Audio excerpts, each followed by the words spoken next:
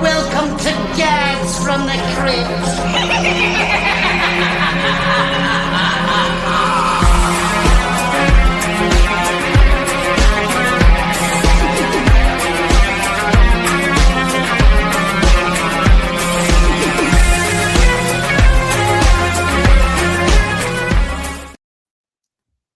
Hello, boils and ghouls. Welcome to a very special interview episode of Dads from the Crypt. My name is Jason. Joining me today is the director of such films as the Wrong Turn remake / reimagining, segments from VHS 85, and most recently, the Silent Night, Deadly Night remake.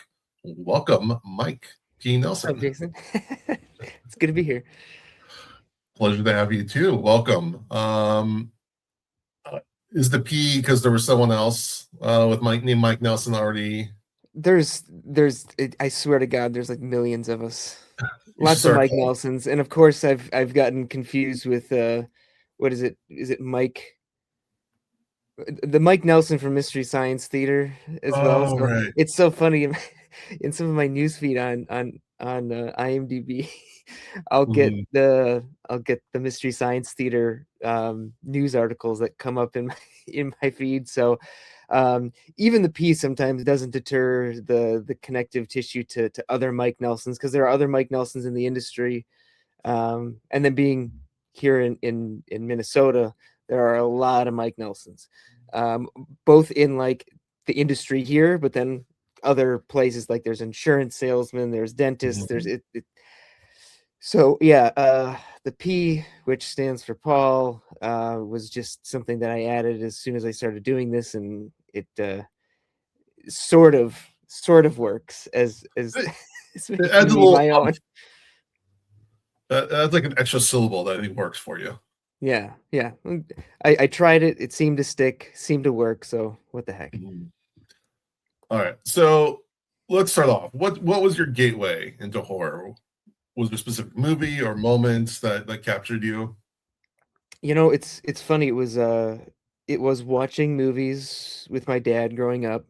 You know, starting off at a pretty young age, but you know, he would show me like the Universal monster movies. Like, you know, I still have the VHS tape with James Whale's Frankenstein on it that he recorded off of, you know, TV one night. Yeah. And I remember playing that. Gosh, so we were at my folks' old house, and we moved out of that house when I was 5. So I had to have been like 3, 4, 5 years old watching that movie. It felt like all the time. Like it was just always, it was either that, it was either, you know, Star Wars New Hope, or King Kong, Raiders of the Lost Ark. Like those were like the ones that were like constantly up on the TV. I remember like it was a constant repeat of those 4 movies. You know, I'd play in the basement, and that was, what do you want to watch? I was like, and I put one in, and that's what played while I was playing with my toys. So yeah, I mean, that was part of it. And of course, watching movies with my dad. But I think the one that like really showed that like things could be things, because I wasn't allowed to watch anything crazy. Like, I mean, Raiders is pretty violent for a young kid. But as soon as I saw, and of course, growing up with the Universal Monsters, as soon as I saw Monster Squad, which my dad regretted after showing me because it was pretty intense for a 5-year-old kid, he was like, "Oh, this is a mistake," and I, of course, just fell in love because I was like, "Oh my God!" Like, so monsters can be really mean, and this can be violent. This can be really scary. And so that was sort of that like next step. I was like, okay, things can get real. And I mean, ever since, like, I remember one of the first stories that I ever wrote, like, longhand, was in kindergarten. And the first story I wrote was about the Wolfman killing and eating somebody. And that was an interesting conference with the teacher.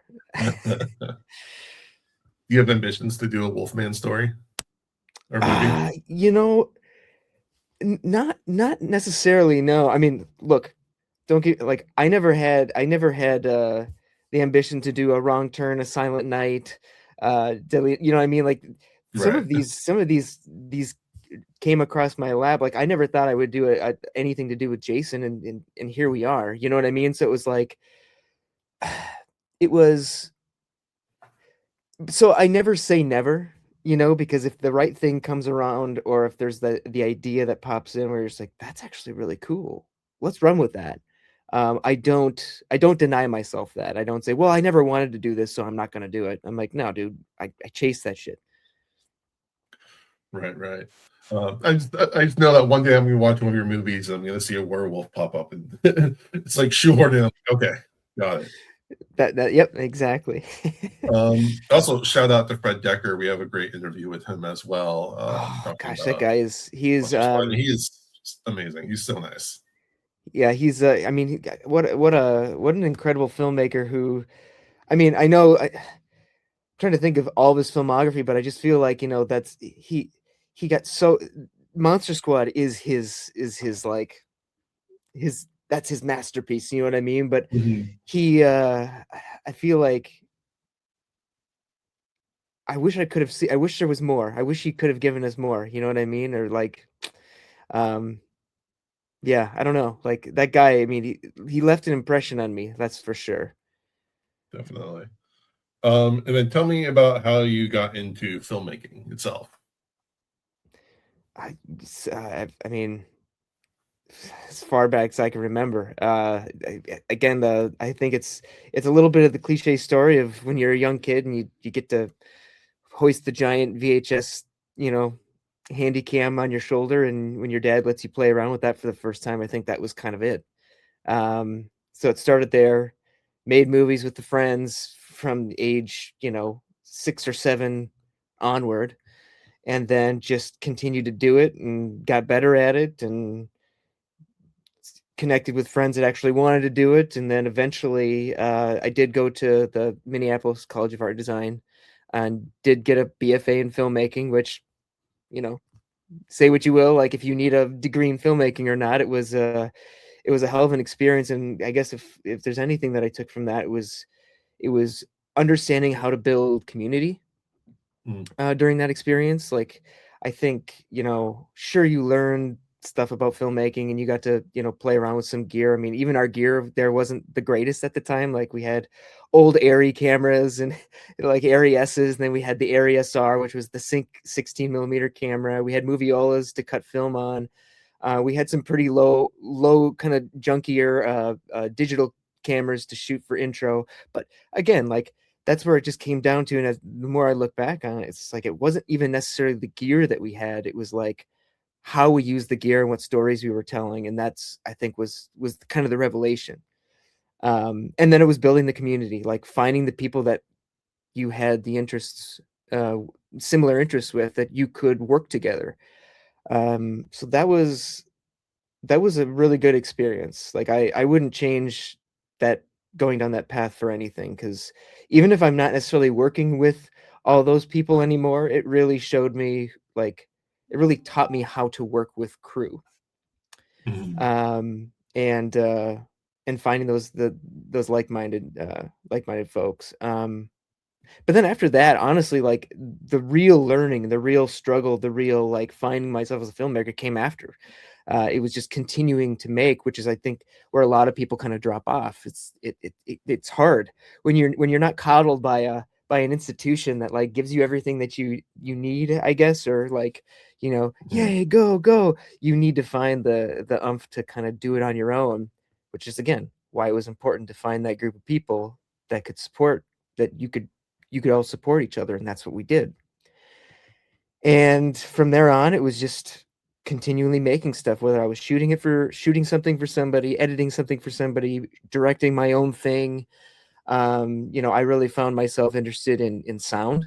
And so did a feature, like an anthology feature, out of college, called Summer School, with a handful of guys from school. And found myself, directing a segment, obviously, but then also shooting. I was the DP along with another guy for all the segments, and then I found myself really finding love of doing the sound for it, sound mhm, design and stuff like that. And that led me to get my first job in the industry, which was getting hired by a post production sound place called Undertone. And the guy was gonna score the movie, and he goes, who did your sound for your film? And I said, I did. And I got a call from him like a couple weeks later. He's like, "Do you want a job?" Which was cool. He goes, "You don't need to know the software. I want your ear. I'm hiring you for your ear." And that Mhm. was sort of my first like step in. And so we and it's funny, we were the first post house to do all the sound for Guy Fieri's Diners, Drive-ins, and Dives. Oh, And really? so I worked on like, I believe it was the first episode I started on was episode like first season episode 8. I Oh, wow. like, and then it was like I think we did like 12 seasons, or it's insane how many seasons we burned through. But all like the fork bites, all the burger squishes, all of the, you know, people like eating, like cooking, the fry pan sounds, all that stuff. All that stuff was recorded and put in by us. I turned, I ended up being like the head Foley artist at the company eventually. And so that was again a great experience because I was constantly working on TV shows or feature films doing sound for them. And then, that went on, and but of course I kept directing outside of that. So it's like I had my 9 to 5, and then I had my 6 to 12, which was making my own stuff. And just continued that until, the next job came along, which was becoming an in-house director and doing and working in conjunction with animation and visual effects for a company called Make here in Minneapolis. And again, that was 3.5 years of just constantly making stuff, learning, learning cameras, learning how to integrate VFX with live action, working with lots of artists to come up with an idea. Um, and so that was again such a great experience. And that continued on. Again, worked the 9 to 5, continued the 6 to 12, writing, coming up with stuff. And actually it was during those times that I had come up with this idea called The Domestics, and I wanted to make like kind of like a web series of this post-apocalyptic thing that eventually then turned into the feature that MGM and Orion ended up picking up. It's awesome. Yeah, it's interesting because I think sound is probably one of the most underrated aspects, especially in the horror, It's huge, in dude. creating Hmm. the vibe and the scare and all the things. It makes me think of your VHS 85 segments. To me, the scariest things are the most plausible things, Hmm. and when you go into those segments not knowing anything that's going to happen, so you just kind of something bad's going to happen, but to like hear those bullets whizzing when you're on Yeah. that boat, like it was it was really really scary, like on the very visceral level of just the idea of this first person of being trapped in the space with stuck in the middle of the lake and these bullets whizzing by. Yeah. um yeah, it's extremely affecting.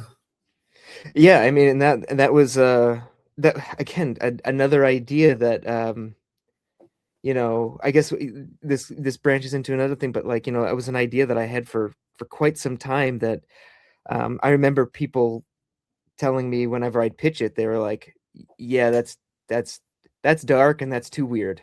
Hmm. Was, and again, that's been a common response to a lot of the stuff that I end up pitching. Sometimes Yeah. it actually gets made, but like maybe not So right like, yeah, away.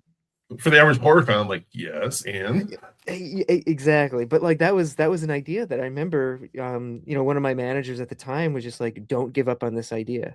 Because I had it for years and it just sat on my computer, and I thought I what was was going to be the what was the genesis of the idea? Like the idea of people stuck on the boat, or the cult, or which part of it? I mean, originally the story came from this a story that I wrote called "Like Fish in a Barrel," Mhm. and it just it. I remember, thinking of my own experiences going up to my parents had a cabin up on a lake, and I remember going out and going skiing with my friends, and I was just like, what if you were out on a lake and suddenly there was nothing you could do, like you were just stuck, like how would you get out of it? At first it was like more of a survival story, and then it turned into something that was a little bit more, surreal and fantastical, um, something supernatural, and that's where it ended up going. And I was always intrigued by the fact of like, what happened if what if we could see, because the concept was always like, you have these mass shootings and Mhm. you always get so focused in on, who the person was who did it. And we never, for many reasons, we never see what the victims had gone Yeah. through and what would happen if you could hear from a victim who was killed. Like what would they be feeling Mm. if they woke up and they were fine? You know what I Yeah. mean? Like what does that look like? And that was a really interesting exploration. I thought it I find that if it can scare me, Mhm. and it can make me feel a little uncomfortable, it's probably going to do the same for others. And so that Yeah. was something that I was like, I have to tell this story. I think this is super important. And Well, it's scary.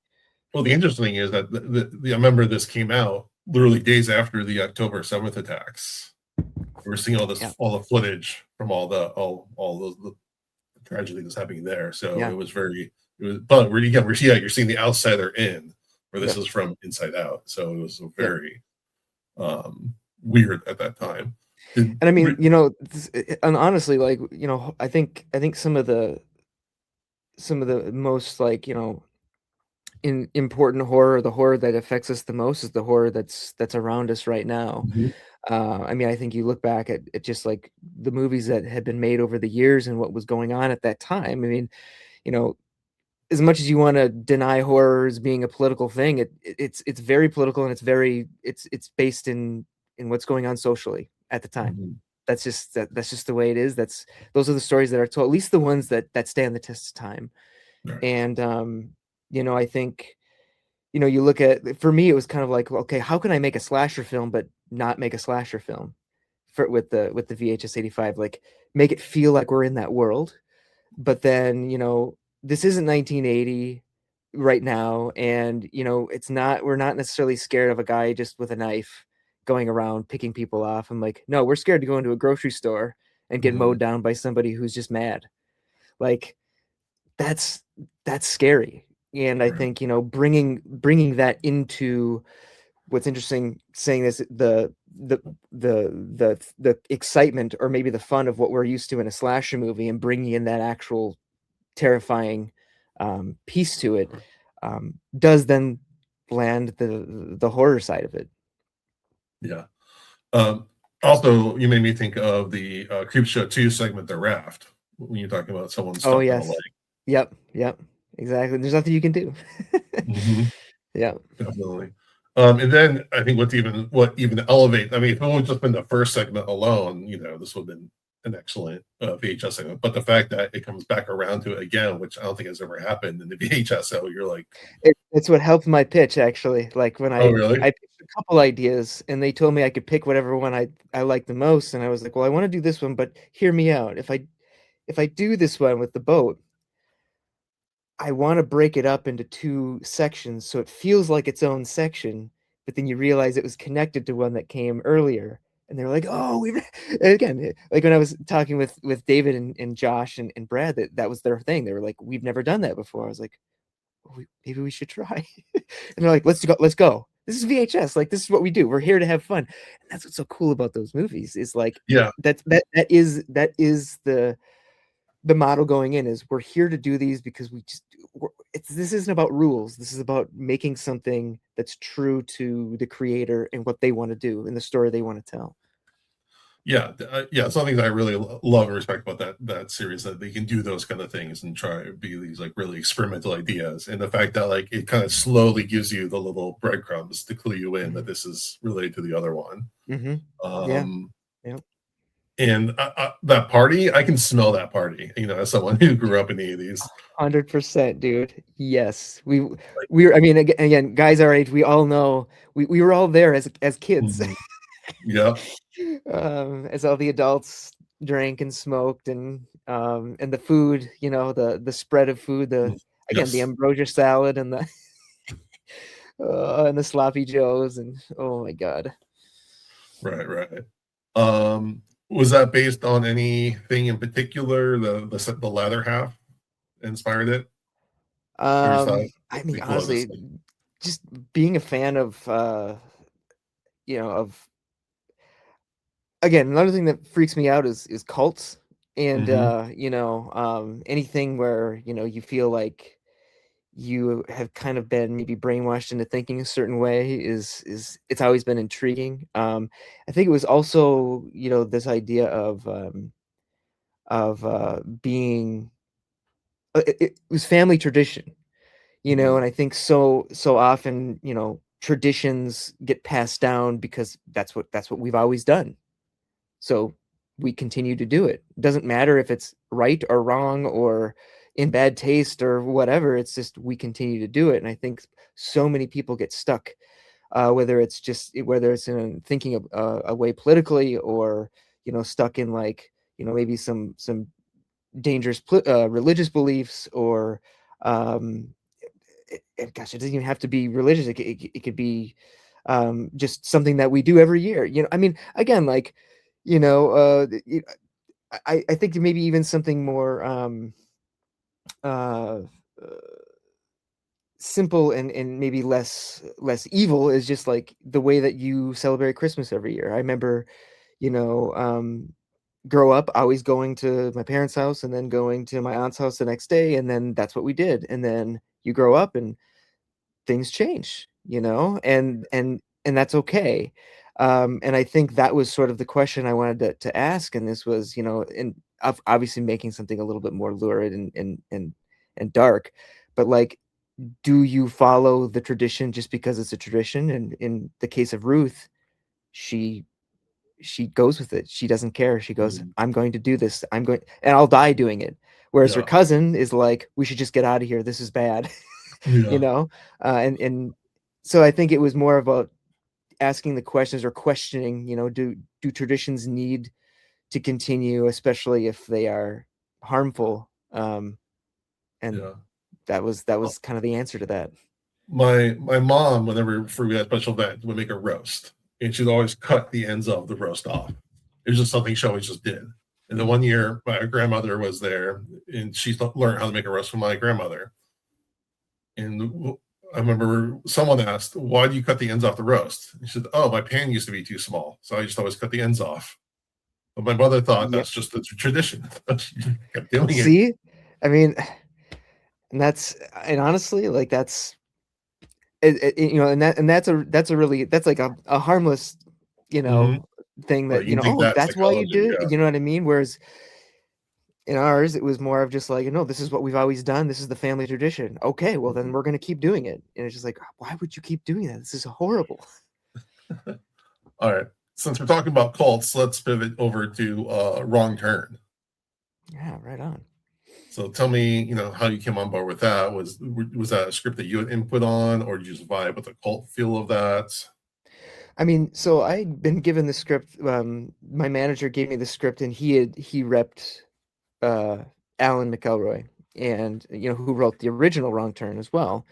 Hmm. And Constantine, who he did the original film with, wanted to do a redo of the film, but like for now, like in like for nowadays, and like give it a different spin. And so Alan gave it a shot, and this is what he came up with. And I read it, and I never thought that I would do a Wrong Turn film in my life. But I was really drawn to this. There was just so many interesting visuals. I love the cult aspect. I love the fact they all wore these animal heads, which is because it's a reoccurring image in a lot of my work. So I was like, okay, all right, Hmm. I'm vibing with this. Um, and Yeah, so I mean, after reading it, I was very intrigued. Said that there were a few things that I wanted to work with Alan on the script, and so we did. We dove in, uh, you know, got it to a place where we could do it budgetarily. And I think the coolest thing about that project was we all knew very well what kind of movie we were making. Like we weren't trying to go back and relive the original. We weren't doing, you know, hillbilly cannibals. Like we knew that we were probably going to make some people mad, that we weren't just doing a rehash or just like a more amped up version of the original. But that I think was one of the things that excited me was we were all on the same page, which isn't always the case, especially with writer, director, and studio head, and we were, and it's what made the film actually pretty smooth to make. And then we brought in James Harris as producer, and he totally got it. And I mean, the rest is history. Yeah, definitely. It's funny because I rewatched a couple nights ago, and it occurred to me this is kind of like The Village, the like Shyamalan one, but much better, better version of that story. Yeah, I I mean, really enjoyed there's it. definitely aspects to it. It's a darker, more violent Mhm. cult that that definitely lives by a very brutal code. But yeah, absolutely. Yeah, and yeah, the ending of that movie I thought was spectacular because the way that they can just kind of insidiously slip back into society was really chilling. Uh-huh. I know. Yep. And then we is your first work time working with Matthew Modine, at least the Modine family. Yes. Um, is there what's the story behind that? Obviously, you cast his daughter in Silent Night, Deadly Night remake. Yeah, well, yeah, so I mean, with Matthew, it was like we were looking for the right dad uh person Mhm. person to play the right dad character, and had some ideas, and his name got brought up. I was like, "Oh, that'd be really cool." Um and obviously it had been watching Stranger Things, and Mhm. huge Memphis Belle fan. So like, so that was actually a movie I grew up watching all the time. And so I was like, yeah, man, if we get Matthew Modine in this, like, amazing. Private Joker, amazing, and he read the script, he really liked it. We had a couple calls with him, and the one thing that I'll never forget him saying, because I guess he was friends with he's friends with Liam Neeson, and he talked Really? to yeah, and so what Matthew told me was, he goes, I love the script, and I love the fact that it's his father. He goes, what really spoke to me is his father going after his daughter. He goes, Yeah. that to me really sits with me. He goes, I have a daughter, like, this is he goes, I feel like this is what I would do. He goes, but I want to make sure. He goes, what I feel on the page is, I feel like, is the way that I like about it is that he's not an action hero. And I was Mhm. like, "You're right." He goes, and it was interesting. He goes, I had a conversation with, he goes, I'm friends with Liam Neeson, and of course Liam Neeson did all the Taken movies, Yeah. and he told him about this movie, and he goes, the one thing Liam Neeson said is, just don't do what I did. No. He goes, do it more grounded, do it more realistic. And so Matthew was like, yeah, that was what I was hoping to do. And so that's what he did. He's just a normal guy, a normal guy coming into outside of his element, and he'll kind of do whatever it takes. And that was the angle we went with. Yeah, no, I mean, yeah, okay. I'm feeling that. It's like kind of the Village mixed with Taken, but both amped up to Yeah, extreme and horror.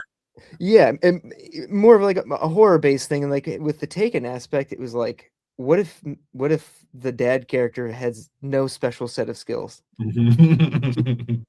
He's going to go up. I mean, again, like the whole thing with, like, he arrives, the two Hicks are gonna take him into the woods. The Hick says, "Take the jacket off. You're gonna look like a fucking Yeah, bullseye up there." Like, he's completely out of his element. He's just like, he's not ready to kill anybody, but he does. You know what I mean? And yeah, it was a really fun exploration, I think, and I mean, him and I had a blast, figuring out that character and just sort of like how he would react to things, and mhm. yeah, it was But a good. definitely adds the heart of the movie. And it does that sort of grounding makes it feel there's more at stake. I feel like, Mhm. you're not seeing an action star going in and taking out a bunch of baddies. It's just a dad, and he's way above his head. He's way over his head, and he could die doing this. The fact he survived, I was actually surprised because, I mean, spoilers, but I was waiting for like the big sacrifice moment, which Hmm. is, as a father, is like, yeah, of course you think you do that, but like it always feels a little hokey in movies Hmm. sometimes, a little over dramatic. So the fact that like Yep. he's putting himself at great risk, he's willing to sacrifice anything for his daughter, but the fact that they're able to find a way to make it out together. Yeah. Yeah. Absolutely. Which, and then again, and then letting her be the one to make Mhm. the ultimate sacrifice at the end, which she then turns back again Yes. with Oh, the it cuts to black right at the credits. So I was like, no, is that really this again? And then it keeps going. Like, okay, well done. yeah, yeah. Had to have some fun with that. All right, and then let's talk Silent Night, Deadly Night again. So let's just go the Modine route and just talk about Ruby. So yeah, with Ruby, so I had met her because of Wrong Turn. I was shooting a scene with Matthew, him driving, and he was playing some music, and it was Ruby. And Mm, Ruby's a an artist, and she it was great. I was like, "What is this?" He goes, "Oh, it's my daughter." I was like, "Oh, this is really great. Like, I love it. It's like very it's very smoky, and like it had this cool like kind of just this really interesting vibe to it." And he goes, "Yeah." He goes, "I'll send you her stuff." So he did, and I listened to it, and it's ultimately she was the one who sang the "This Land Is Your Land" mm. song and the end credits for Wrong Turn. So I was able to work with her briefly uh, to find that, and so we did that. And then we stayed in touch, and she was like, one day we're gonna work together. She goes, I'm also an actress. I'm like, I know you are. I saw you in Happy Death Day. um, but yeah, that'd be great. And then I remember when I was writing Silent Night, like she kept popping up in my head, and I was like, I think she'd be really good for this. And so she was actually the only person I sent the script to, um, for Pam. Like it was just like, here it is. Like she was the first one to read the entire thing. There was at one point where we were going to be shooting it in a different place. Because we shot it in Winnipeg. We were going to shoot it in Vancouver, and I know that there were some additions that we did have for the script, but she was, um, yeah, she was the one that it just synced. That's awesome. All right, so then let's take a step back and tell me about how you came on for this project. Yeah, so this was, again, we had just, VHS 85 had just come out, had a really good experience doing that. And of course, Brad Miska was a huge part of that, being with Bloody Disgusting, and the VHS trilogy or series was like he he was kind of like the guy that started it. And Mhm. but we had a good time doing that. And was with Cineverse at the time, and they had just him and Brandon Hall had just acquired with Cineverse the rights to Silent Night Deadly Night with the original producers with Scott and Dennis. And they Brad reached out. I was like, "Hey man, we're looking for takes. Do you have a take?" And I was like, give me a beat. Let me think of it." And so it was like a couple weeks later. I think I came up with an idea, and I pitched it to them over Zoom, and they really took to it. They're like, "Yeah, let us think about this. This is really interesting." And basically the movie that you see. Mhm. And then they decided, I think it kept kind of coming back to them and being like, "Yeah, this is really an interesting take. It's unique. It's kind of its own thing, but it feels very much like it feels enough like Silent Night Deadly Night where it's something fresh, but it's something, original. And it has something like the original had." And so they said, "Yeah, go for it, man. Let's do it." And so I wrote the script, and got him to sign off on it, and then we went for it. Were you worried about like the kind of with some of the newer elements, especially like this like slightly fantastical side of things?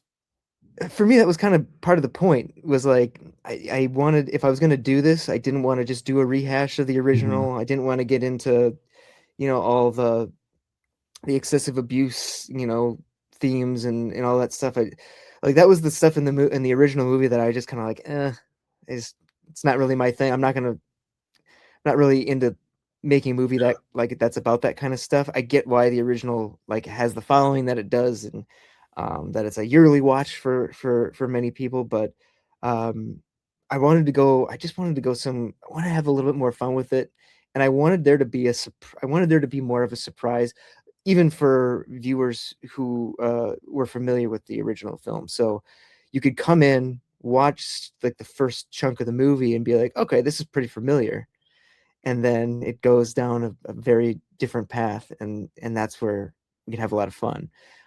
It was also a fun experiment to kind of make our our killer the protagonist, Right. which Yeah. that to me was a lot of fun, and that was a fun exploration. Yeah, that I really like. You make that really clear from the beginning, and I do think the killer in the original is very, at least a sympathetic. Yes, Is sympathetic very sympathetic antagonist. in the Yes, original. This one played yeah, some much more like vigilante, which yeah, I'm like, okay, this is a good angle. I take that. yeah, The fantastical part took me back for just a moment. I'm like, oh, yeah, we're going there, but I wasn't sure how far you're going to go with that. yeah. But then the way you wrap things up with it really justifies the change, which is the important thing. Because it's one thing to change something for the sake of having something different, but another thing if you can weave it into the story to make it um, part of the actual story, to make it integral for the story. Well, and that's the thing. Like, I mean, it's again, now that I've been able to play in some different spaces of IP, like it was like if I'm gonna do this, I'm gonna take some big swings. I'm gonna Mhm. do something weird with it. You know what I mean? Like, just why not? And so that was sort of part of the fun behind doing it. Was and it was so interesting because like at the time, sort of I had I was watching like a lot of Pixar, so I just watched like Mhm. Inside Out and like Ratatouille, and all about hearing voices in one's head. Yeah. You know what I mean? And then of course watch Frailty, and I've always Mhm. been a huge fan of Anna Winger's The Guest, which was kind of like this this Yeah. drifter that comes into town. It's kind of westerny. It's kind of has this Mhm. little like taxi driver kind of vibe, um, and I was like, gosh, this is cool. Like I dig like the whole like drifter coming into town, like a John Rambo, Yeah. um, but then like has this thing like kind of like Frailty where like he's being told to do things, and I'm just like, oh, this is really intriguing, and I could really tie this into like the lore of like Saint Nick, and like like even though it's not maybe like talked about in the movie, like I could weave in sort of like cool folklore about how this kind of stemmed in. And of course that's something that I talked with the guys about, and like how this has been going on for a long time, and we have the advent calendar and all this stuff. And so that really, again, I think that world building, um even as small as it was sort of crafted, and that of course was very intriguing to me, and I just went with it. And on top of that, like it wasn't meant to be just a kind of a blood and guts film. It was a love story. It was Mhm. what happens when the serial killer falls in love, and that change that he has to go through. You know what I mean? Like maybe I'm done doing this. Well, you can't be done doing it. You're you know what I mean? You're kind of done when you're done when you're dead. This is a very you're blessed with this curse. You know what I mean? Like you got to Right. continue on. Otherwise, other bad things will happen. And so, yeah, look, it gave an opportunity to put a lot at stake, and tell kind of a universal tale of love. That it's when you want it most is when you can't have it. um, and uh, and finding these two people that are fighting their demons, Mhm. different in different ways, and how that's kind of the perfect match. Yeah, for a minute there, I thought you were trying to make her a red herring. Oh, Just well, and see, this that. is and there's a handful of those sprinkled throughout the Mhm. the movie, and that was the thing, is like, with a voice in his head, is he a, is he a psychopath? Is he schizophrenic? You know what I Mhm. mean? And like, is there, that I mean, that's been a classic trope in serial killer, Right. both true crime and in films, and so it's like, playing into that, and then realizing partway through is like, oh, there's something more to this actually. And then Well, because we because we see those little hints of the kidnapper, the I don't think I know it's not the grabber, but whatever the it's snatcher, called. yeah, yeah, Thatcher, thank you. And yeah, I'm thinking maybe she is, because you can tell there's a darkness to her. uh-huh, yeah. Um, was there ever thought to have her dress up as like Mrs. Claus at the end when she kind of takes on the mantle? Well, I mean, I think it was less that we were going to be on the nose that way, but Mhm. we were going to put her in just something like we wanted to dress. the ending scene, we wanted to put her in red, so that's why she has the red leather Okay. jacket on. But it wasn't to be like so cut and dry, like she's I'm she's just Miss picturing her Claus. like in like the old like with the big cap and like the big white puffy hat thing as Yeah. Mrs. Claus. Because I laughed out loud when he had like a Amazon delivery of all the Santa outfits because like of course he's gonna have like a million of these things laying around. Yep. Yeah, he's got to I'm keep just picturing stock. her going, yeah, I'm just picturing Yeah. her going in Amazon looking for for that next. Yeah. Well, I mean, we've Um, always look, we've toyed around with the ideas of sequels, and I have one. So there's a continuation to the story, and it's pretty well thought out. So all right. Well, if you ever need a background tall Santa looking person to get murdered, give me a call and I'll fly out.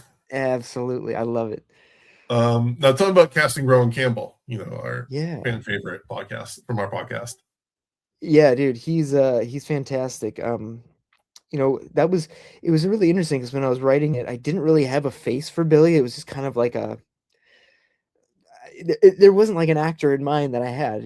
I knew how I kind of wanted him to be, but didn't really Mhm. have that face. And um, when uh, uh, when Steven Schneider came onto the project, we started talking cast, and he was like, I think I have some ideas. And so we talked about a couple. He goes, what do you think of Rowan Campbell? And I was like, oh, and I loved him in Halloween Ends. Like he was, to me, he's one of the best parts of that movie. And I was like, gosh, yeah, he'd be really good in this. Like he has the right demeanor, he's got the right look, he's kind of the everyman. I was like, yeah. Well, and I'm like, how do we get him the script? He goes, well, I know him. I'll just send it to him. Oh, that's easy. And he had just done a movie with Rowan Campbell. It was a movie called Violence, I think. And sure enough, he got him the script, and I was on a call with him. I don't know, like a week later, and we talked about it. We hit it off, and he really understood the vibe and the tone, and um, yeah, we locked him in. Like both him and Root. It was the casting process was insanely. It was pretty easy actually. It's Like good. we as soon as it's like it all kind of fell into place, like with the right people. So we were very fortunate. Now we have to talk about the fan favorite scene, the white supremacist massacre. Um, Yes. Tell me how this came to be. It had been in the story since the beginning. Mm.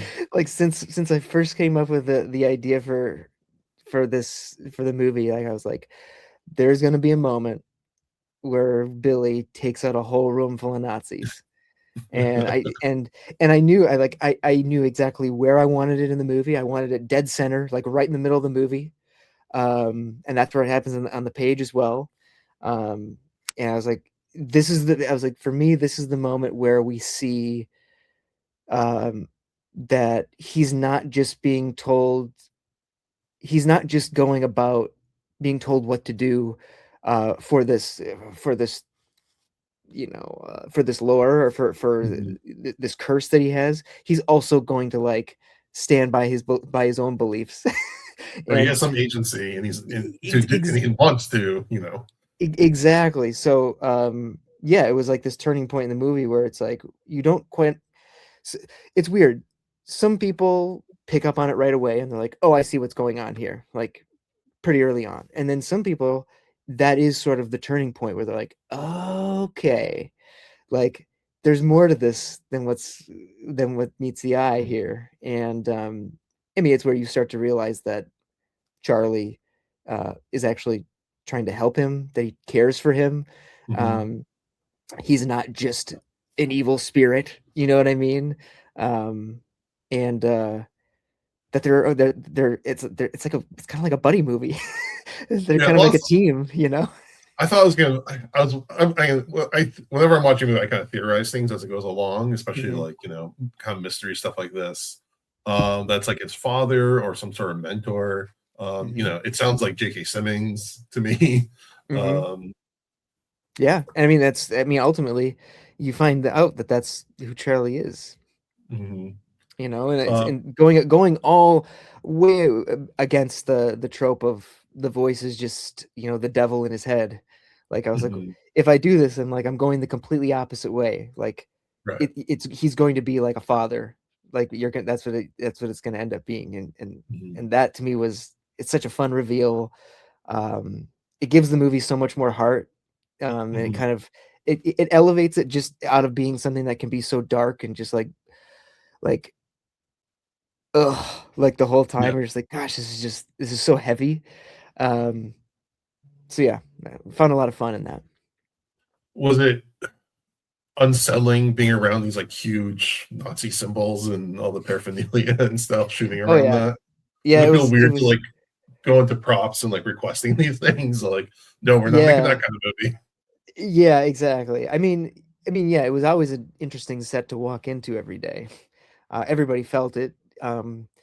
But at the same time, what was interesting is everybody really understood how important the sequence was. So it wasn't Mhm. like there was a lot less convincing that had to be done. Like everybody's like, "Oh no, I totally get this. I am in." Like Right. like this is something that I'd want to see. So we're gonna make this happen. And so everybody was really pumped up for it and really wanted to make it happen. And so that was good. And that made it easier Right. if it, if Though that's I always wonder about being cast in those scenes. Like, so you think I look like a white supremacist? That's what you're casting me as. Like, you think I'm like well Elsa from the SS? well I mean but think about like the guys that have gotten cast as Nazi soldiers, Right.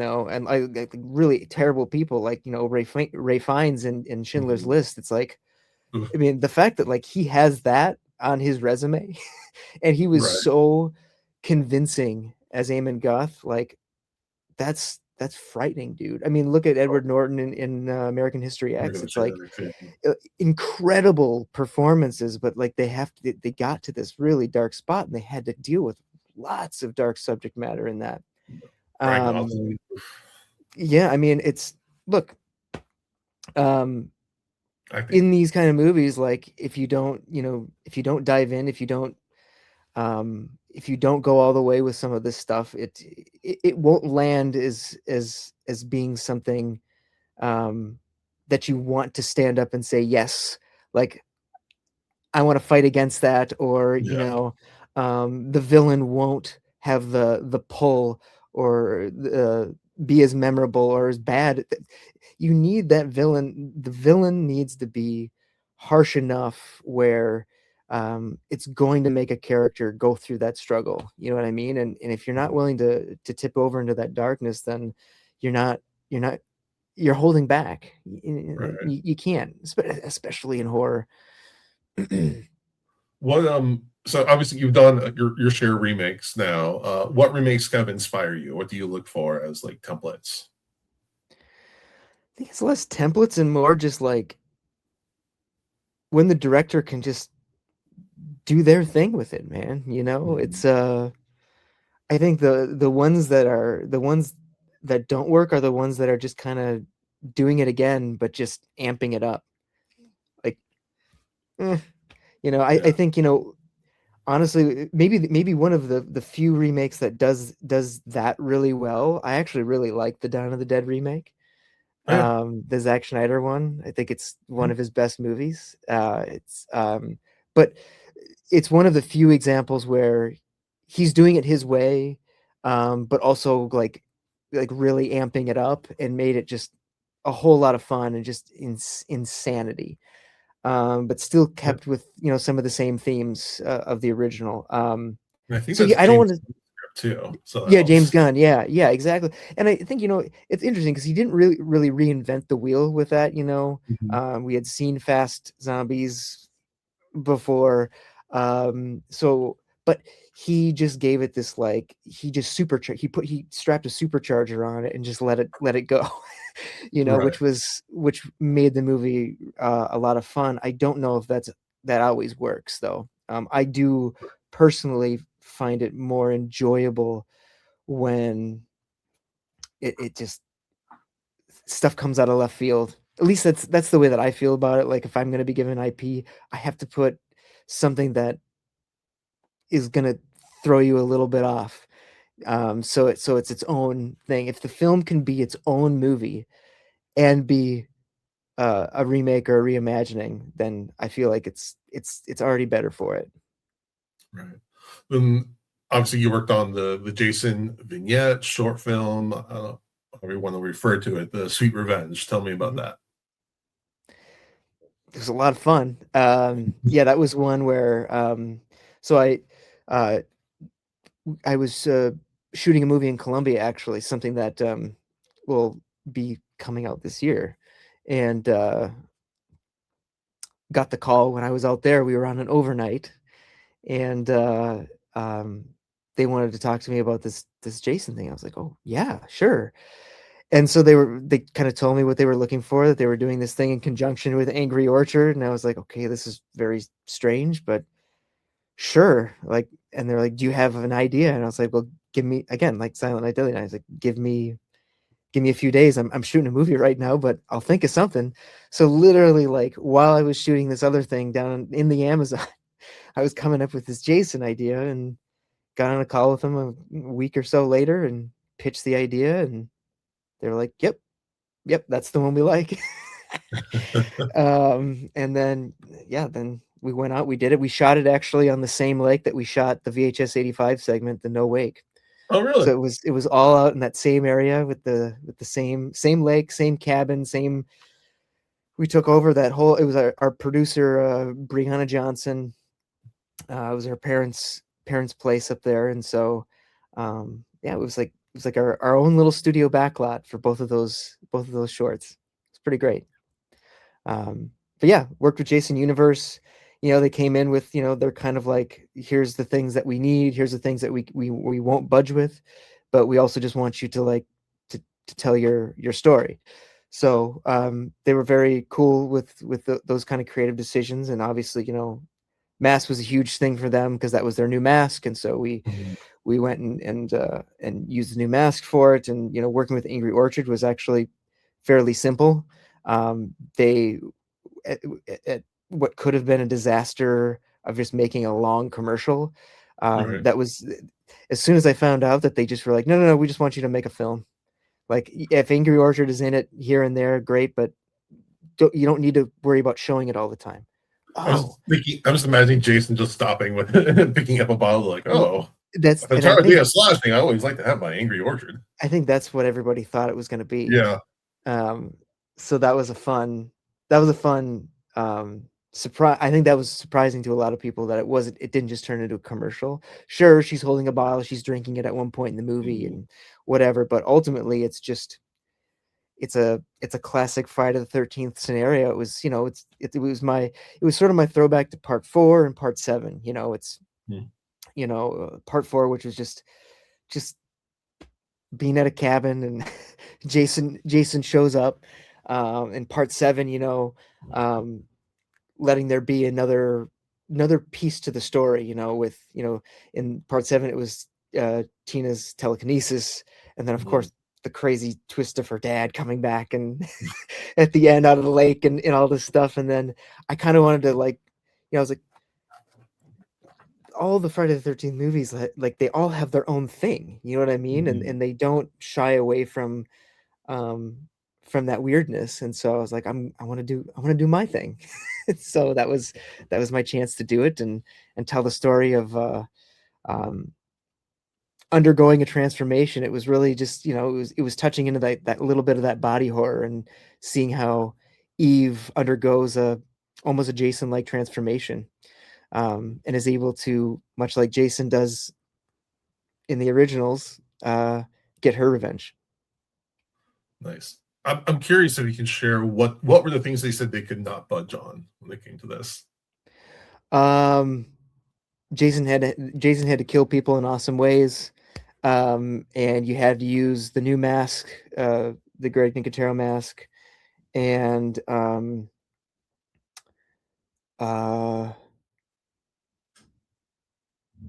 gosh, was that really it? Like, it wasn't like Jason has to be over 5'5" or. Oh well, yeah. I mean, he had to be. Yes. So yes, they wanted a tall Jason. They didn't want a bodybuilder Jason. That's right. You're reminding me of things now. They didn't want a bodybuilder Jason, like a big wrestler dude. Like they wanted kind of more everyman. And so when we got Skylar to do it, Skylar White, who's a stuntman, who I was able to work with on Wrong Turn in VHS 85. So again, all came full circle. And Skylar's 6'5", 6'5", and he's like 230 pounds. Like he's a big dude. But he wasn't like, Hulk. And so it was kind of like he was kind of the perfect size for it. The costume was set in stone, like his new look overall. Sure. So that was just matching what was drawn. Yeah, Sure. I mean, again, not a ton, but those ones were fairly rigid and like this is what it has to be. And so of course, like making sure that I had pitched them some fun kills and some memorable stuff that of course we were able to get through. And then yeah. That's awesome. All right. Before we wrap up, we always, at Dads from the Crypt, ask our guests to give some, advice, dad advice. Obviously, you can talk about filmmaking, what advice you give to new filmmakers, or any other kind of advice you'd like to leave our audience with. Yeah. I mean, in terms of, I guess for filmmaking wise, like, continue creating and never shut down or never think that you're not gonna do something or that something won't work out, because if you want something enough, it will happen.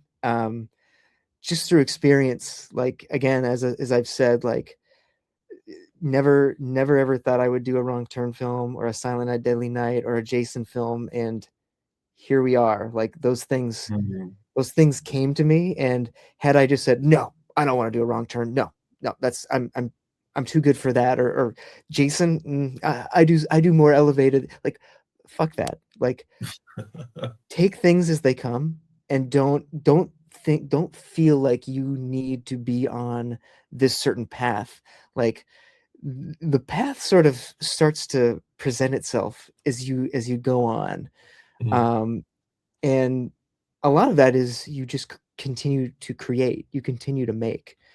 And that was something that like I think got me to where I am right now. Is I had my jobs to make money, and I was at a grocery store and I was shooting weddings, but I was still making short films and horror films and action stuff. And but that's how you learn, by experience. Exactly. So it's like, I think the thing is and the thing that I find most often not is that things just get too hard. Things get too hard, and it's too hard to balance the two things, and you can't. You just have to do it. You just have to get through it, and but also listen to yourself. Like if you find yourself not doing the thing that you think that you want to do, let's just say it's movie making, and you're not doing it, is that really what you want to do? Like filmmaking is it's really hard. It is a challenging thing, and if you don't love it, dude, there's very little glitz and glam about it. Sure, a premiere is great, but if that's what you're doing it for, like you're in the wrong biz. Do it because you love telling stories. Do it because you love movies. You know what I mean? There's literally nothing else that can satisfy or satiate you. Like that's why I continue to do it. So listen to yourself and what you really want. And if you really want it, you will do the 9 to 5, and then you'll do the 6 to 12, and you'll just make it happen. Like and for me, out of college, like I graduated in 2005, and I remember very specifically saying, I think one of our teachers, it was in like senior project class or something like that, was like, give yourself a 10-year goal. And I remember writing down, I was like, in 10 years, I want to make a Hollywood movie. And it was just over 10 years that I had gotten my first feature film, The Domestics, with MGM. Like I think it was just tipping into about 11, but it was like 10 and change. Right. I did it, and it's because I kept doing it. And not only was I working, I was manifesting it. It was nothing was going to stop me. And I think as long as you have that attitude and you put in the work, like, you cannot not make it happen. Like, it's going to happen. Love it. Mike, this is a pleasure. I really appreciate you taking the time to talk to me. Where can people follow you, your work, and anything you want to plug or that you have coming up? Yeah, I mean, I'm not the greatest social media dude, but I'm on Instagram. That's really the only one I'm on, which is at Rockford Road. Yeah, I mean, look, Silent Night, Deadly Night's out on digital right now. And there's going to be some great. We got a steelbook and a 4K release coming out on physical. I think on the 17th of this month, so a few more days. Okay. So that's really exciting because, again, like, as you can see behind me, my physical collection is very important. And so, yeah, all hail physical media. And then there's another project like I said, that I shot down in Colombia back in 2024 that is coming up. And I was going to say, is it another Anaconda movie, but we just got one. No, it's not Anaconda. It's a little different than that. But yeah, I'm really excited for people to see this one because I've never done anything quite like it before, and it's pretty intense. So cool. I'm there. Yeah, again, we already have a whole episode about how much we love the Silent Night, Deadly Night remake, so I highly recommend everyone watch that. I think it was criminally underseen when it came out, so I'm really hoping that coming up this year, I'll get a much bigger push. Yeah, same reevaluation. So we're here to sing its praises. All right. Well, I appreciate everyone for listening. I would really appreciate it if people would give us a rating a review on iTunes, a rating on Spotify, like and subscribe on YouTube, and to follow us at Dads From The Crypt Talk on TikTok. And with that, I thank you for listening to Dads From The Crypt. Follow Dads From The Crypt on Facebook, Twitter, and Instagram, or I will follow you to the grave. No, seriously, you really should watch. But be careful what you ask for. You may get it.